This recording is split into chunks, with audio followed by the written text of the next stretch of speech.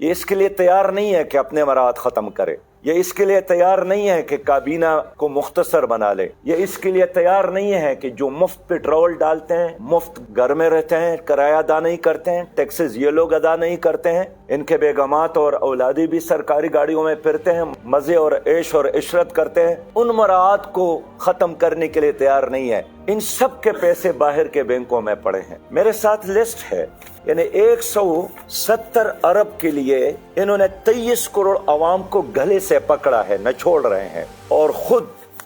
میری اس لسٹ کے مطابق جو ان کے ذاتی اکاؤنٹ ہے، صرف 18 افراد ایسے ہیں جن کے بینک اکاؤنٹ میں 4000 ارب سے زیادہ سرمایہ پڑا ہے، 4000 ارب سے۔ اس میں زرداری صاحب ہے، بلاول صاحب ہے، نواز شریف صاحب ہے، شہباز شریف صاحب ہے، عمران خان صاحب ہے، عمر ایوب صاحب ہے، اعظم سواتی صاحب ہے، مراد علی شاہ صاحب ہے، چودھری پرویز الہی صاحب ہے، پرویز خٹک صاحب ہے، شاہ محمود قریشی صاحب ہے، محمد اسحاق ڈار صاحب ہے، اسد عمر صاحب ہے، شوکت ترین صاحب ہے، مفتاح اسماعیل صاحب ہے، حفیظ شیخ صاحب ہے، ڈاکٹر اشرت حسین صاحب ہے، عبد الرزاق داؤد صاحب ہے۔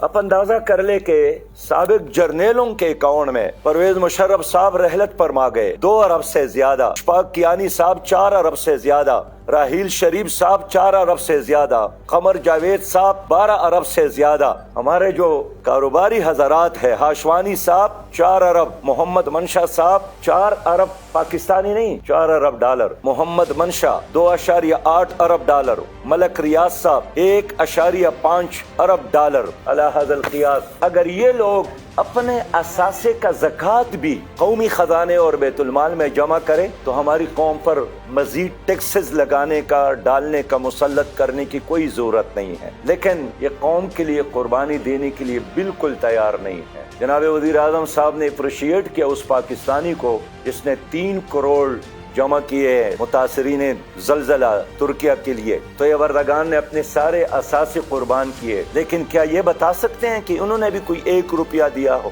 قوم کو نصیحتیں کرنے کی بجائے میرا مطالبہ یہی ہے کہ غریب آدمی ہمیشہ سے قربانی دے رہا ہے۔ اب یہ ججز قربانی دیں، یہ جرنیل قربانی دیں، یہ بیوروکریٹ قربانی دیں، یہ سیاسی لیڈر قربانی دیں، اور میں حیران ہوں کہ یہ محنت کیا کرتے ہیں، کتنے کماتے ہیں، لیکن ظاہر ہے نیب بے بس ہے ان کے سامنے، کوئی حساب کتاب کا، کوئی احتساب کا نظام نہیں ہے، کتنا پیسہ کمایا کہاں سے ہے؟ کیا ان کے 4 پاؤں ہیں؟ کیا ان کے 4 ہاتھ ہیں؟ کیا ان کی کوپڑیوں میں کوئی ٹنوں کی حساب سے دماغ ہے؟ یہ بھی اسی طرح پاکستانی ہے، لیکن یہ حرام کی دولت ان لوگوں کے ساتھ موجود ہے، اور یہ ادارے بے بس ہے کہ ان لوگوں کے ساتھ حساب کتاب کر لے۔